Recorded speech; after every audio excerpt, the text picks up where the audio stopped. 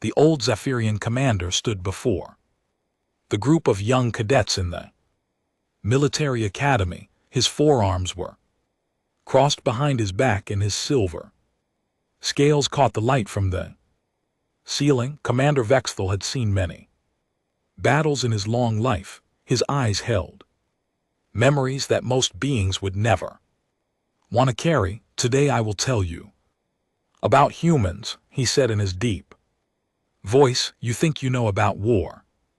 You think you understand what it means to fight, but until you have faced humans in battle, you know nothing. The young cadets sat quietly. Some were Zephyrian, like their commander. Others came from different worlds across the galaxy. All of them had heard stories about the Terran Galactic War. But stories were just stories. Commander Vexthal had been there. The first time I met humans in battle was at Kepler Station. Vexthal began. It was a mining colony on the outer rim. Nothing special, just rocks and metal and a few thousand workers. We thought it would be easy to take. He walked slowly in front of the cadets. As he spoke, his clawed feet made soft, clicking sounds on the metal floor. I was younger then, still believed that all species thought the same way about war. You fight until the cost becomes too high, then you surrender. Simple math. Simple logic. That is how civilized beings conduct war. One of the cadets raised her hand. Commander, what made this battle different? Vexthal's mandibles clicked together. It was the Zephyrian way of showing dark humor. Everything, he said. We had 2,000 soldiers. The humans had maybe 300 defenders. We had better weapons, better armor, better ships. We surrounded their station completely. No way in or out. Any reasonable species would have asked for terms. He stopped walking and looked directly at the cadets. The human commander was Captain Jake Morrison. I learned his name later from the records. He was 34 years old, had a wife and 2 children back on Earth before the war. He taught children at a school, not a soldier by birth, just a man who answered his people's call when war came. Vexthal's voice grew quieter. The cadets had to lean forward to hear him. We sent the usual surrender demand. Standard procedure. Lay down your weapons, surrender the station. Your lives will be spared. We even offered good treatment for prisoners. The Zephyrian Empire follows the rules of war. What did Captain Morrison reply? Asked another cadet. He said no. Vexthal's eyes seemed to look through the wall behind the cadets. Just no, not even a counter offer, no request for better terms, no attempt to negotiate, simply no. The commander began walking again. So we began the siege, cut off their power, blocked their supply ships, jammed their communications, standard siege tactics. We waited for hunger and darkness to do our work for us, much cheaper than fighting. How long did you wait? A young Altarian cadet asked. 3 days. On the morning of the 4th day, something happened that I still do not understand. The humans opened their airlocks. Several cadets looked confused. Not to let us in, Vexthal explained. They came out, all of them. Captain Morrison led about 200 soldiers in a direct charge across open ground toward our main battle line. The room was completely silent now. I was commanding the 3rd assault group. We had perfect positions. High ground cover, clear fields of fire. The humans had to cross 800 m of empty space to reach us. No cover, no support, no hope. Vexthal stopped walking again. I remember thinking that the humans had finally broken. That fear had driven them mad. I almost felt sorry. For them, such a waste of life over a simple mining station, but they kept coming. He continued. We opened fire immediately. Our plasma rifles cut through their ranks like fire through paper. I watched human soldiers fall every few steps, but the others did not stop, did not take cover, did not retreat. They just kept running toward us. One of the cadets made a small sound of shock. I have seen many species fight, Vetera said. Most will char for a short distance, but when losses become too heavy, survival instinct takes over. They seek cover or pull back. It is natural, it is sane. Not humans. They kept coming even as their friends died beside them. I saw one human soldier take a plasma blast to the chest. He fell but kept crawling forward until he died.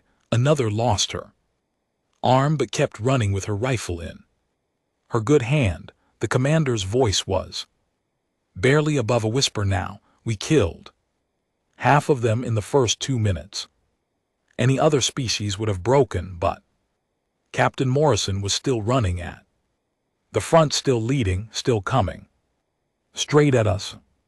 Vetera turned to face the cadets directly. That was when I began to understand that something was wrong. This was not madness. This was not panic. These humans had a plan. What kind of plan? Asked a cadet. While we were focused on the main attack, a small group of humans had stayed behind in the station, led by Lieutenant Katie Brooks. She was 26 years old and expert with explosives. While her friends were dying to hold our attention, she was working in the station's power core. The room felt very cold. Suddenly, the human charge was never meant to succeed, Vetera explained. It was meant to keep us looking the wrong way. Captain Morrison and his soldiers knew they were going to die. They ran into our guns knowing it was hopeless, but they were buying time. For what? Lieutenant Brooks had connected anti-air charges to the station's main reactor, enough explosive power to turn the entire facility into a small sun. She was going to destroy the station rather than let us have it. Several cadets shifted uncomfortably in their seats. We realized what was happening when our sensors detected the energy buildup. Too late to stop it, too late to evacuate completely. The explosion killed Lieutenant Brooks instantly. It also killed the remaining human defenders, and it killed 800 of my soldiers. Vetera was quiet for a long moment. Captain Morrison died 20 m from our battle line, still charging, still fighting. He never knew if his plan worked, but he trusted his people to finish the job. Commander, one cadet said slowly, why did the humans not just threaten to destroy the station? You might have withdrawn rather than lose so many soldiers. Vetera's mandibles clicked again. Because threats can be negotiated, bluffs can be called. The humans did not want a bargain. They wanted to send a message to every Zephyrian commander in the fleet. What message? That there is no prize worth taking if humans decide you cannot have it, that they will destroy everything rather than let it fall into enemy hands, that they count the cost of war differently than we do. The commander walked to the window and looked out at the stars. After Kepler Station, our strategy changed. We stopped trying to capture human facilities intact. We knew they would be booby-trapped or destroyed. We stopped expecting human defenders to surrender.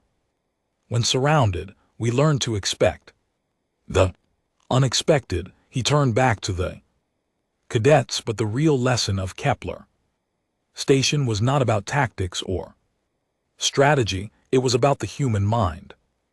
They do not calculate acceptable losses. The way we do, they do not weigh their own lives against military objectives. The way other species do. How do they calculate? Asked a cadet. They do not, Vextel said simply. When humans decide something must be done, they do it regardless of the cost. Captain Morrison did not count his soldiers as numbers on a report. He saw them as people willing to die for something bigger than themselves. The commander looked at each cadet in turn. That is what makes humans so dangerous. In war, they fight like every battle is their last battle, like every cause is worth any sacrifice. Most species fight to live. Humans will die to win. The cadet sat in stunned silence as Commander Vextel's words sank in. Outside the window, the stars seemed a little less bright than before. Commander Vextel moved away from the window and faced his young cadets again. The memory of Kepler Station still hung heavy in the air like smoke from an old fire, but the old Zaffiran warrior had more stories to tell, stories that would teach these young minds what they truly faced when they encountered humans in battle. Kepler Station taught us that humans would rather destroy than surrender, he said, but we still thought we understood the rules of war. Cut off supplies, wait for hunger and desperation to do the work. Every species breaks eventually when their people begin to starve. A young cadet raised his hand. Did this strategy not work against humans, Commander? Beakstal's 4 eyes blinked slowly. That brings me to my second story, the Siege of New Montana, 47 days that changed everything I thought I knew about warfare. The commander began his slow walk across the front of the classroom again. His clawed feet clicked against the metal floor in a steady rhythm. New Montana was a farming colony. 2 million humans lived there, men, women, children. Elderly, not soldiers, just ordinary people trying to build new lives on a distant world. They grew food for dozens of other human colonies. Rich soil, good climate, perfect target for a blockade. He paused and looked at one of the cadets. Tell me, young one, how long would your people last without food? Shipments, the cadet thought for a moment. Perhaps 10 days, Commander. Maybe 15, if we rationed carefully. Exactly what we expected from humans. Beakstal nodded. Our intelligence said they had maybe 2 weeks of stored food. Standard for most colonies. We positioned our fleet around the planet.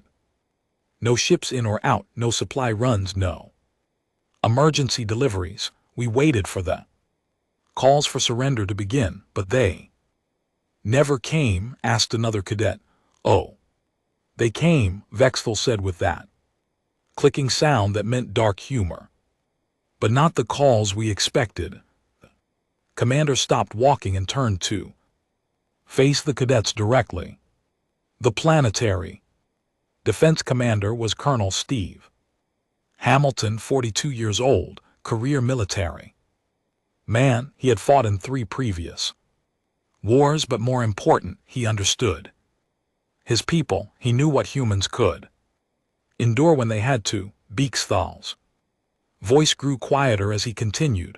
On the 3rd day of the blockade, Colonel Hamilton made a planet-wide broadcast. I heard the recording. Later he told his people that help was not coming, that they were on their own, that they would have to choose between surrender and survival. What did they choose? A cadet asked. They chose both, Vextel replied. Colonel Hamilton announced food rationing, 400 calories per person per day. For perspective, that is about 1/4 of what a Healthy adult needs to maintain normal activity. Several cadets made sounds of shock.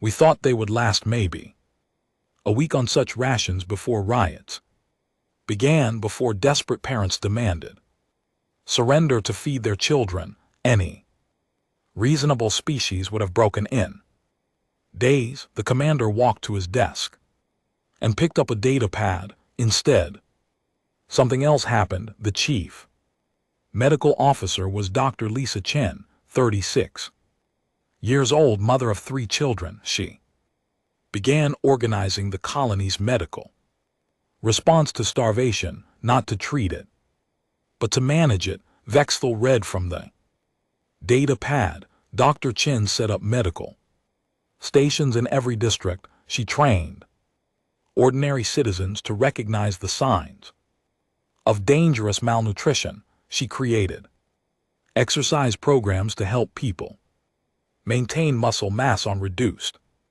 calories.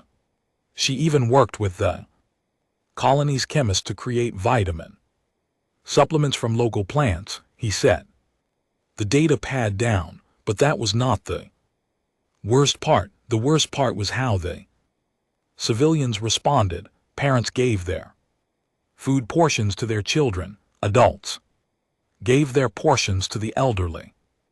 Everyone found ways to stretch every meal. They ate things that other species would never consider food. What kind of things? Asked the cadet. Tree bark ground into flour, grass boiled into soup, insects roasted and seasoned. They harvested algae from the water treatment plants and called it protein. Nothing was wasted, nothing was thrown away. Vetera's voice carried a note of grudging respect. The mayor was Paul Johnson, 64 years old. Before the war, he sold farming equipment. Not a military man, but he understood organization. He turned the entire colony into a war factory while people were starving. A cadet asked it. Disbelief. Because people were starving. Vetera corrected. Mayor Johnson converted civilian factories to produce weapons and ammunition. Children as young as 12 years old worked in the ammunition plants. Teenagers operated the weapons factories. The elderly repaired equipment and maintained machinery. The commander began walking again. Every family became a military unit. Mothers taught their children to shoot. Fathers showed their sons how to build explosives from farming chemicals.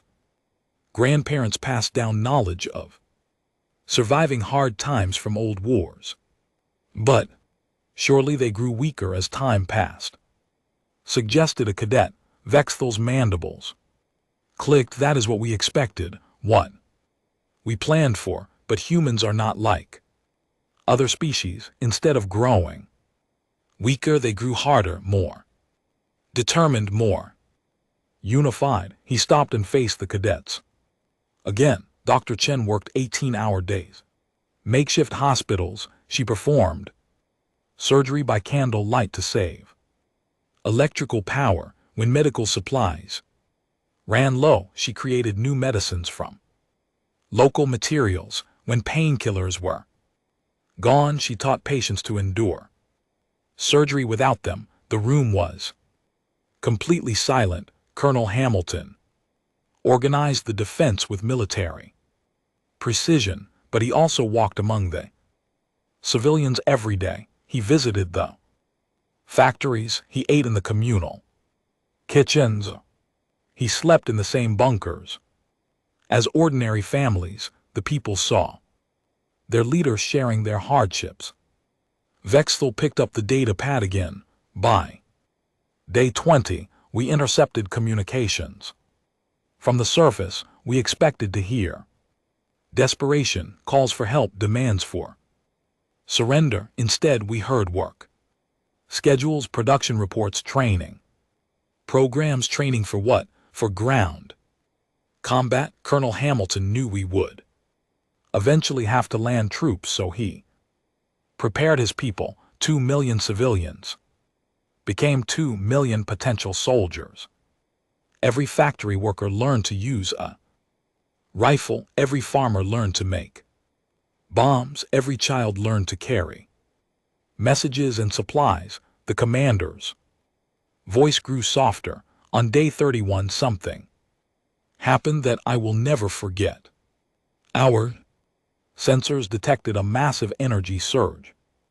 From the planet's surface, we thought they were trying to send a distress signal. Instead they were celebrating what? The birth of a baby. Dr. Chen had delivered a healthy child in one of the underground shelters. The entire colony celebrated. For 3 days, in the middle of starvation and war, they found joy in new life. Vexthal sat down the data pad and looked directly at the cadets. That was when I began to understand that we were not fighting a normal enemy. These humans were not breaking down under pressure. They were becoming something stronger, something more dangerous. What happened when you finally landed? Troops asked the cadet. Disaster, Vexthal said. Simply, we expected to find weak, desperate people ready to surrender for food. Instead, we found an enemy that had grown harder and more united with each passing day. The commander walked to the back of the room. Our first landing force was 5,000 soldiers, elite troops, the best equipment. We landed at dawn expecting quick victory. By sunset, half my soldiers were dead or wounded. How? The humans fought like they had nothing left to lose, because they had already given up everything except the will to resist. They used their knowledge of the terrain. They used weapons made from farming equipment. They used tactics that no military academy teaches. Vexthal's voice carried admiration. Despite himself, Mayor Johnson led civilian fighters with hunting rifles against our armored vehicles. Dr. Chen treated wounded fighters in mobile medical stations that moved constantly to avoid our attacks. Colonel Hamilton coordinated defense from command post that changed location every few hours. But surely hunger weakened them. Hunger made them desperate. Desperation made them creative. Creativity made them deadly. They fought with the fury of people protecting their families, not the calculated aggression of professional soldiers. The commander returned to the front of the room. On day 47, our high command ordered a full retreat. We had lost too many soldiers trying to take one farming colony. The cost was too high. You withdrew. We had no choice. The humans had taught us something terrible. They could endure hardships that would destroy other species. They could grow stronger under pressure that would break stronger armies. Most frightening of all, they could turn ordinary citizens into effective soldiers in just a few weeks. Vexthal looked at each cadet. New Montana changed our entire approach to fighting humans. We stopped trying to starve them into surrender. We learned that human endurance is not just physical, it is psychological. They can convince themselves that any suffering is acceptable if the cause is important enough. The old commander's voice grew very quiet. That is the second lesson about human warfare. They do not just fight with their bodies or their weapons, they fight with their minds. And the human mind can endure things that would drive other species insane. The cadet sat in stunned silence as the full meaning of the story sank in. Outside, the stars continued their ancient dance, but somehow they seemed less distant than before. Commander Vexthal looked out at his cadets and saw the confusion in their young faces. They were trying to understand how humans could be so different from every other species in the galaxy. The old warrior knew that his next story would confuse them even more. You think you are beginning to understand humans, he said slowly. You have learned that they will die rather than surrender. You have learned that they grow stronger under pressure, but I have not told you the most disturbing thing about human warfare yet. A young Alarian cadet shifted nervously in her seat. What could be more disturbing than what we have already heard, Commander? Vexithal's mandibles clicked in that way. That meant he was remembering something painful. The most disturbing thing about humans is not how they treat their enemies, it is how they treat their prisoners, how they can show mercy when you least expect it, how they can turn that mercy into a weapon more powerful than any gun. The commander began his familiar walk across the front of the room, but this time his steps seemed heavier, more troubled. This happened at Proxima Base. It was one of our forward supply stations, not heavily defended, maybe 500 Zapirian soldiers. We used it to store equipment and fuel for our fleet operations in that sector. He stopped walking and faced the cadets.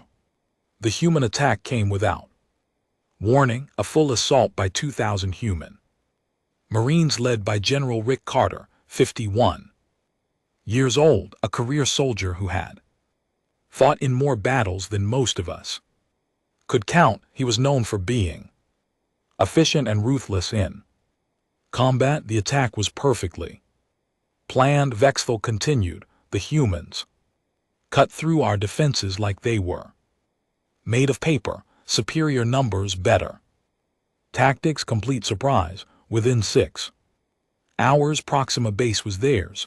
One of the cadets raised his hand. Commander, this sounds like a normal military victory. What made it different? Vexthal's 4 eyes blinked slowly. What made it different was what happened. After the fighting stopped, we had 300 wounded Jirian soldiers. Standard procedure in war is simple. Prisoners get basic medical care, enough to keep them alive for questioning, nothing more. The commander's voice grew quieter. The humans did something that made no sense. They gave our wounded soldiers the same medical treatment they gave their own wounded, the same drugs, the same surgery, the same care. Several cadets looked confused. I was one of those wounded, Vexthal explained. Plasma burns on 2 of my arms, shrapnel in my chest. I was dying slowly and I knew it. I expected the humans to let me die or maybe speed up the process. Instead, a human medic worked on me for 3 hours. Her name was Sergeant Amy Watson, 28 years old. She had trained as a doctor before joining the military. She could have been anywhere else treating human soldiers who were her own people. Instead, she was trying to save the life of an enemy who had been trying to kill her friends just hours before. Vexthal lifted one of his arms and showed the cadets a long scar. Sergeant Watson cut me open and pulled out 17 pieces of metal shrapnel one by one while I was awake. She talked to me the whole time, asked about my family, told me about hers like we were old friends instead of enemies. The room was completely silent. But that was not the strangest part. The strangest part was when she finished treating me. I asked her why she had saved my life. Do you know what she said? The cadets waited. She said, because I was hurt and she was a doctor. That simple, like the war did not matter, like the fact that I had killed human soldiers did not matter. Only that I needed help and she could provide it. Vexthal began walking again. I was not The only one, Commander Zether, was captured with severe injuries to his lower body. The humans spent days keeping him alive. They used expensive medicines. They gave him blood transfusions. They even brought in a specialist surgeon from another base. Why would they waste resources on prisoners? Asked the cadet. That is exactly what I wondered. What Commander Zether wondered, what all of us wondered. It made no strategic sense. It was not efficient. It was not logical. The commander stopped walking. But humans do not always think about war the way we do. They have ideas about right and wrong that go beyond military necessity. Sergeant Watson told me that her people believe all life has value, even enemy life. Vexthal's voice carried a note of confusion. Even after all these years, for 2 weeks we were prisoners at Proxima Base. 2 weeks of being treated better than some of our own commanders treated us. Good food, clean medical facilities, recreation time. The humans even let us contact our families to tell them we were alive. That does sound strange, admitted a cadet. It gets stranger. On the 15th day, our sensors detected a massive Zahirian fleet approaching the base. 3,000 soldiers, heavy weapons, a full counterattack to retake Proxima Base. Vexthal turned to face the cadets directly. General Carter had a choice to make. He could execute the prisoners to prevent us from helping in the attack. He could use us as shields. He could lock us up and let us die in the fighting. All normal tactics that any commander might use. What did he do? He called all the prisoners together in the main hall. 300 soldiers, some still recovering from wounds, all of us expecting to die. General Carter stood in front of us and made the most shocking announcement I have ever heard. In war, the commander's voice dropped to almost a whisper. He said that our people were coming to rescue us. He said that he could not guarantee our safety if we stayed locked up during the battle, so he was going to do something unprecedented. He was going to give us weapons and ask us to help defend the base. Several cadets made sounds of disbelief. Help defend against our own people, one asked. That is exactly what he proposed. General Carter said that his soldiers had treated us with respect and care, that Sergeant Watson and the other medics had saved our lives, that we had been given food and shelter and medical treatment. He asked us to remember that kindness when our people arrived. Vexthal walked to the window and looked out at the stars. He gave us a choice. We could take the weapons and fight alongside the humans against our own forces, or we could take the weapons and join the attack against our captors. He said he would trust us to make the right decision. What did you do? I'm ashamed to say that I did not know what to do. For the first time in my military career, I could not decide who was right and who was wrong. The humans had been kind to us, but they were still our enemies. Our people had come to rescue us, but they would probably kill the humans who had saved our lives. The commander turned back to the cadets. Commander Zethor made the decision for many of us. He stood up and said that honor demanded we protect those who had protected us, even if they were enemies, even if it meant fighting our own people. How many prisoners joined the humans? 87, almost 1/3 of us chose to fight alongside our former captives against our own rescue force. It was the most shameful and most honorable thing I have ever done. Beaksathal's voice was heavy with old pain. The battle lasted 6 hours. Jurin Forces eventually took the base, but they lost over 1,000 soldiers doing it.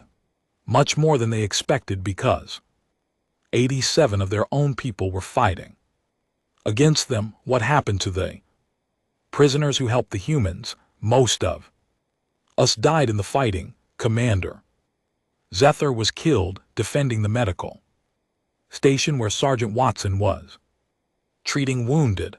I was wounded again, but survived. When our forces found me, they did not understand why I had been fighting alongside humans. The commander walked back to his desk. I was court-martialed, charged with treason, but something strange happened during the trial. Other prisoners from Proxima Base testified. They told the court about how the humans had treated us, about Sergeant Watson working to save enemy lives, about General Carter trusting us with weapons. Were you convicted? The court could not decide.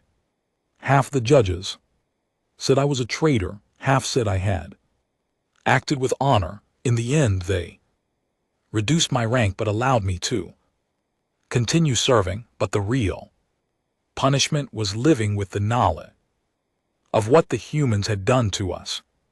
Vetera looked directly at the cadets. Do you understand what happened? At Proxima Base, the humans turned their greatest weakness into their greatest strength. They showed mercy when they should have shown ruthlessness. They trusted when they should have suspected. They treated enemies like friends, and it worked. It worked perfectly, not for winning that battle, but for winning something much more important. They had shown 87 Zapirian soldiers that humans were not monsters, that they could be honorable even in war, that maybe this war was wrong. The commander's voice grew very quiet. That is the third lesson about human warfare. They do not just fight to defeat their enemies. They fight to change their enemies' minds. They use kindness like a weapon. They turn mercy into a tool of conquest. Looked at each cadet in turn. After Proxima Base, everything changed. For me, I still fought against humans, but I no longer believed they were evil. I began to wonder if we were fighting the wrong war, and I was not the only one. The story of Proxima Base spread through our ranks. Doubt spread with it. The old commander walked to the door of the classroom. That is perhaps the most terrifying thing about humans. They can make you question everything you believe about right and wrong. Even in the middle of a war, they can make you wonder who the real enemy is. Commander. Vetera stood silent for a long moment. After finishing his story about Proxima Base, the cadets could see that the memories still troubled him deeply, but they could also see that he had more to tell them, something darker, something that frightened even this battle hardened veteran. You have learned that humans will sacrifice themselves completely, he said finally. You have learned that they can endure impossible hardship. You have learned that they can turn mercy into a weapon. But there is one more thing you must understand about humans in war. The old commander's voice grew very quiet, almost a whisper. Sometimes humans stop being human. Sometimes something breaks inside them and they become something else entirely, something that haunts my dreams even now, decades later. A young cadet leaned forward nervously. What do you mean, Commander? Vetera walked to his desk and picked up a small metal object. It was twisted and blackened with age. This is a piece of shrapnel from Titan mining station, the bloodiest battle I ever fought, the place where I learned that humans have a switch inside them. Switch that once flipped turns them into something beyond rational. Military Calculation. He held the metal fragment up so all the cadets could see it. Titan. Station was built inside an asteroid. Miles of tunnels carved from solid rock. Perfect defensive position. We had held it for 3 months against repeated human attacks. The tunnels were too narrow for large weapons, too twisted for coordinated assaults, just brutal. Hand-to-hand fighting in the dark. Vexel set the metal piece down and began his slow walk. The humans sent in special tunnel fighters, small units of soldiers, trained for close combat in confined spaces. They had been trying to take the station for weeks, losing soldiers every day in the maze of corridors, but they kept coming. Why was this station so important? Asked the cadet it controlled the shipping routes for an entire sector. Whoever held Titan Station could tax or block trade for dozens of worlds. Both sides needed it. Both sides were willing to pay any price to have it. Commander's voice grew darker.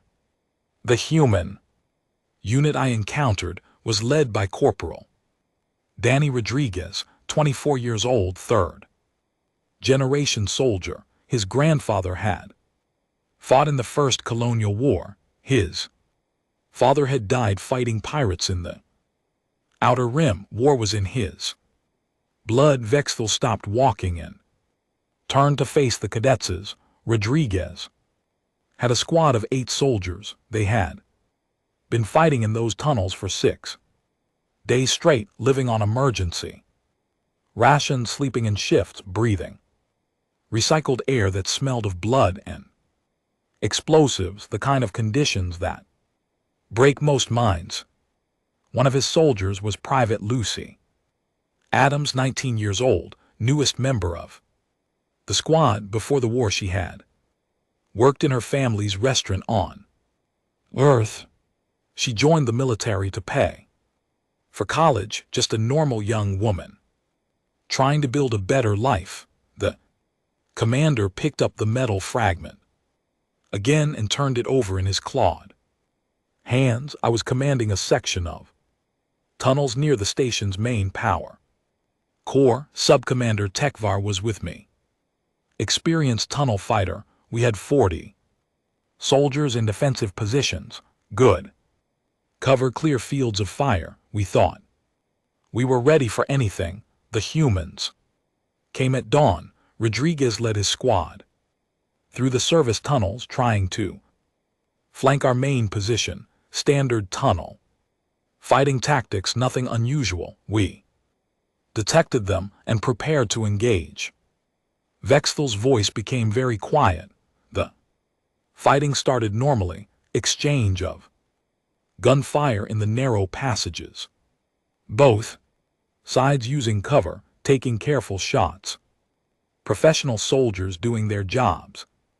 But then something happened that changed everything. He set the metal piece down.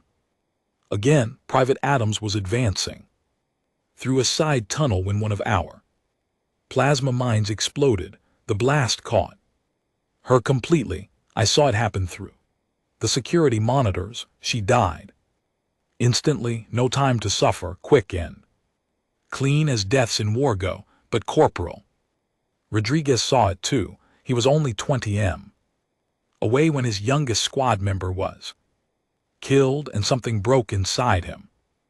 The cadets leaned forward, sensing that they were about to hear something terrible. Rodriguez let out a sound that I still hear in my nightmares.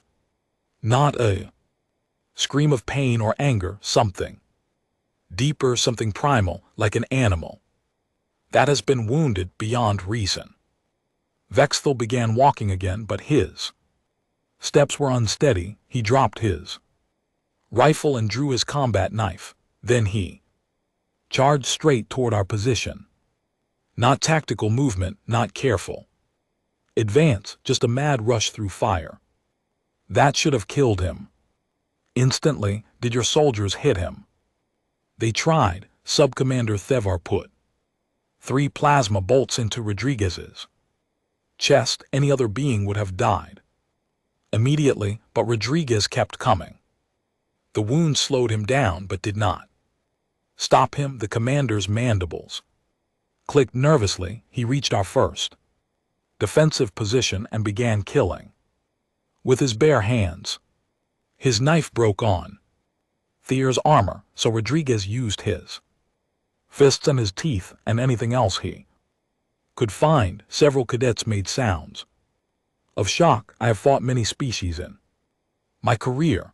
I understand military rage, the anger that comes from seeing friends die, but this was different. Rodriguez was not angry. He was something else entirely, something that felt no pain and feared nothing. Vetera stopped walking and faced the cadets directly. Subcommander Thevar was a veteran of 30 battles, strong even by Zeperian standards, but Rodriguez killed him with his bare hands, tore out his throat with his fingernails while taking gunfire from 6 other soldiers. How is that possible? I do not know, but I saw it happen. Rodriguez moved faster than any being should be able to move, stronger than any human should be. Like pain and fatigue meant nothing to him. The commander's voice was barely audible. Now the other human soldiers saw what was happening to Rodriguez. Instead of trying to stop him or calm him down, they supported him. They channeled their own rage into cold, efficient killing. Like they understood that their leader had become something beyond normal combat and they needed to protect him. What happened next? Rodriguez fought his way through our entire defensive position. 40 experienced Zahirian tunnel fighters. He killed 12 of them personally before the rest broke and ran. I was one of the ones who ran. Vetera walked to the window and stared out at the stars.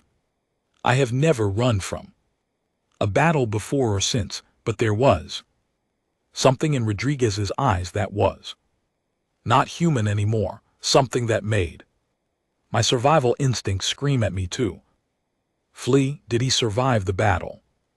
Rodriguez lived. The wounds that should have killed him healed. The rage that had consumed him eventually faded.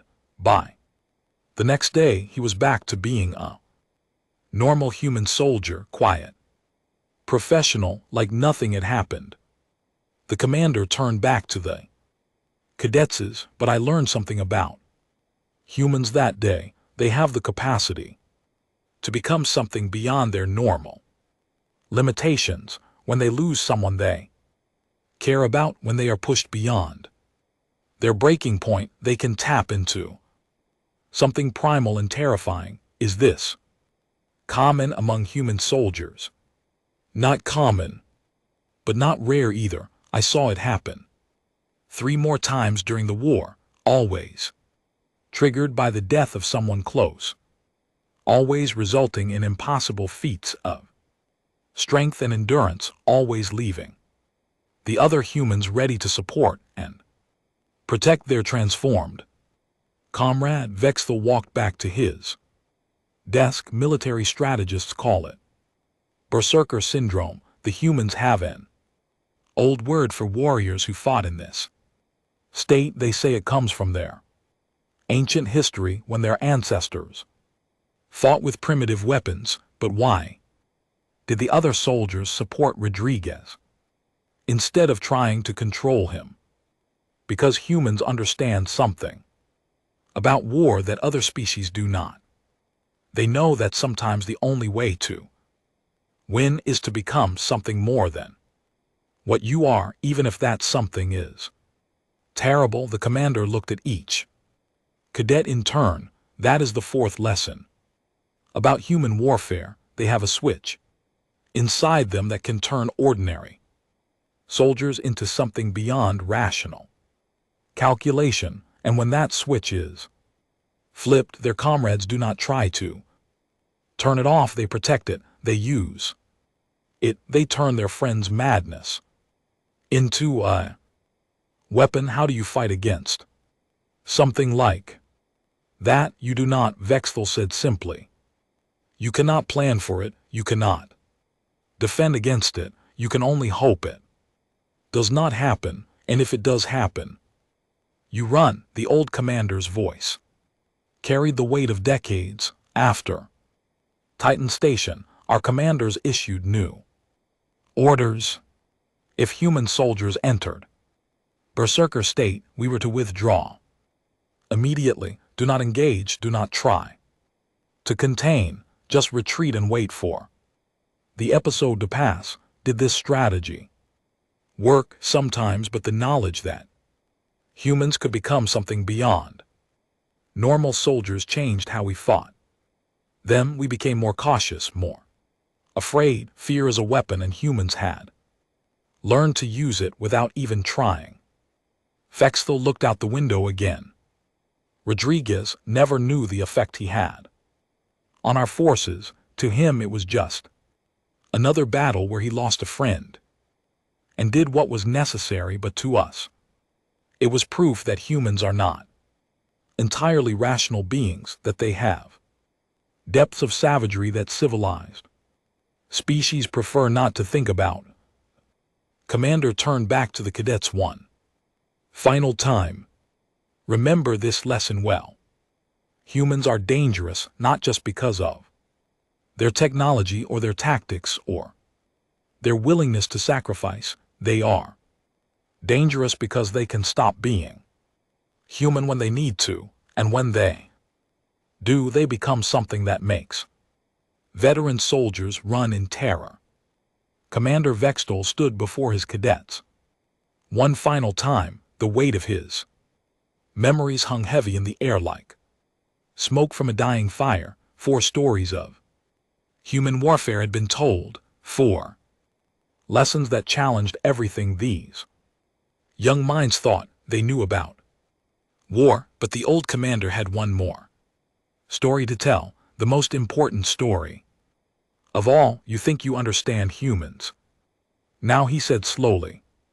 You have learned about their willingness to die, their impossible endurance, their ability to turn mercy into a weapon, their capacity to become something beyond rational thought. But I have not told you the most terrifying thing about human warfare yet. A young cadet raised her hand nervously. Commander, what could be more terrifying than what we have already heard? Vexthal's 4 blinked slowly. His mandibles clicked in a way that suggested dark amusement. The most terrifying thing about humans is not what they do during war, it is what they do after war ends. It is how they think about victory and defeat. It is how they plan not just for battles but for centuries. The commander walked to the center of the room and stopped. My final story takes place on Neutral Station Alpha, the peace negotiations that ended the Terran Galactic War. I was there as military advisor to High Chancellor Mordith, the most powerful leader in Zion history, a being who had conquered 12 star systems and ruled over 50 billion people. He paused and looked at each cadet in turn. We came to those negotiations expecting to dictate terms to a defeated enemy. Yes, the humans had fought well. Yes, they had cost us more than expected, but we still held more territory. We still had larger fleets. By any reasonable measure, we were winning the war. Then why were there peace negotiations? Asked the cadet. Because the humans asked for them. Admiral Helen Foster sent a message directly to our high command. She said that humanity was ready to discuss ending the war. We thought they were finally ready to surrender. Vexthal began his familiar walk across the front of the room, but this time his steps seemed different. More careful, more thoughtful. Admiral Foster was 57 years old. She had been fighting wars for 30 years, started as a junior officer and worked her way up. Through every rank she understood strategy better than most of our generals, but more importantly she understood something that we did. Not what did she understand, that war is just one tool among many, that victory in battle does not always mean victory in the larger game, that sometimes the best way to win is to convince your enemy to join you. Voluntarily, the commander stopped walking and faced the cadets. The human delegation arrived at neutral station Alpha with President Tony Clark, 43 years old, a former teacher who had become a politician during the war. He had never been a soldier, never commanded troops, never fought in any battles. We thought this showed that humans were not taking the negotiation seriously. Were you wrong? Completely wrong. President Clark understood something about power that our military leaders never grasped. He knew that the strongest victory is the one where your enemy becomes your ally. Beaksthal walked to his desk and picked up a data pad. The negotiations began with Admiral Foster presenting the human position.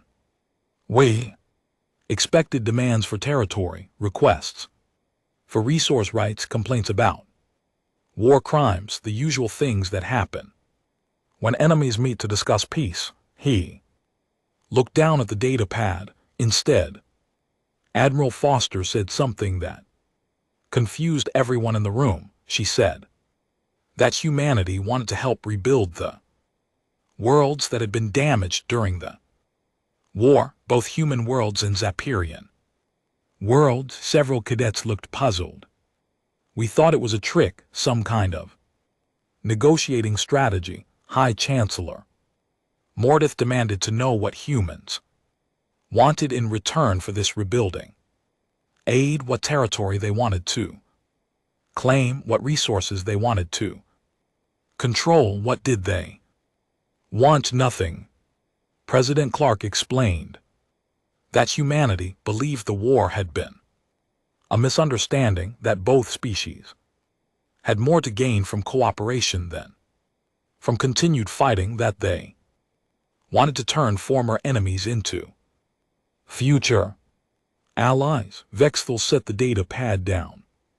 High Chancellor Mordeth was furious. He accused the humans of mocking us, of treating serious negotiations like a joke. He said that winners and losers do not become friends, they become rulers and subjects. The commander's voice grew quieter. Admiral Foster listened patiently to the Chancellor's anger. Then she asked a simple question that changed everything. She asked what the Zahirian Empire would look like in 100 years if the war continued. What kind of question was that? The most important question anyone had asked during the entire war. High Chancellor Mordeth started to give the obvious answer that we would eventually defeat the humans and expand our empire. But then he stopped because he realized he could not guarantee that answer. Vexthal began walking again. Admiral Foster continued asking questions. How many more battles would we have to fight? How many more soldiers would die? How many resources would be consumed? How many years would it take? And most importantly, what would we do with human colonies that refused to surrender? These were military questions, but they were also economic questions, political questions, questions about the future that went far beyond simple battlefield victories. The commanders stopped and turned to face the cadets. Then President Clark presented the human alternative: technology sharing programs, joint colonies, cultural exchanges, trade agreements, a future where both species work together instead of fighting each other, did they? Zephyrian leaders accept this offer? Not. Immediately, High Chancellor Mordith said that Gyrians do not negotiate with enemies. We conquer them or we destroy them. There is no middle ground. Vexthal's voice carried a note of sadness. Admiral Foster nodded and said she understood. Then she presented the Chancellor with detailed analysis of every battle fought during the war, casualty reports, resource expenditures, projected costs for continued fighting. The commander picked up the data pad. Again, the numbers were shocking. Even though we were technically winning, the war was costing us more than our entire empire could sustain long-term. Admiral Foster showed us that humans had been calculating the real cost of war while we had been focused only on winning battles. What did she mean by real cost? Everything, not just soldiers killed and ships lost, economic damage, lost trade, disrupted production, political instability, social unrest. The humans had been measuring the war's impact on entire civilizations, while we had been counting only military victories. Vexathel looked directly at the cadets. President Clark explained that this was how humans thought about all conflicts, not just how to win the current fight, but how to build a better future. After the fighting stopped, they were playing a game measured in generations while we were focused on immediate tactical victories. Did this change the Chancellor's mind? Slowly. Over the course of 3 days, Admiral Foster and President Clark presented their vision for the future: joint research projects, shared colonies, combined military forces for defense against external threats, a galaxy where former enemies work together for mutual benefit. The commander walked to the window and looked out at the stars. The most disturbing part was how reasonable it all sounded, how logical, how beneficial for both species. Humans had taken everything they learned about us during the war and used it to design a peace that would be impossible to refuse. Did the Chancellor accept? On the 4th day, High Chancellor Mordith signed the peace treaty, but it was not really a peace treaty. It was an alliance agreement, a plan for the future that would benefit both species more than continued war ever could. Vexel turned back to the cadets. Within 5 years, joint human Zephyrian colonies were established. Within 10 years, combined research programs had developed new technologies that benefited both species. Within 20 years, it was hard to remember why we had been fighting in the first place. And this was the human plan all along. From the beginning, Admiral Foster later told me that humans had been preparing for peace negotiations before the war even started. They knew that any conflict would eventually end. They wanted to make sure it ended in a way that created allies instead of bitter enemies. The commander walked back to the center of the room. That is the 5th and final lesson about human warfare. They do not fight just to win battles or even to win wars. They fight to win the peace. They think about what happens after victory. They plan for generations ahead. How is this terrifying? Because it means that everything else I have told you was part of a larger strategy. The humans who died rather than surrender were showing us their determination. The humans who endured starvation were proving their strength. The humans who showed mercy to prisoners were demonstrating their honor. The humans who became berserkers were revealing their passion. Vexthal's voice grew very quiet. All of it was designed to convince us that humans would be valuable allies and dangerous enemies. Every battle was also a negotiation. Every act of courage was also a demonstration. Every sacrifice was also an investment in the future. The old commander looked at each cadet one final time. The most terrifying thing about human warfare is that they are always fighting two wars. The obvious war with guns and ships and soldiers, and the hidden war for hearts and minds and futures. They win both wars simultaneously.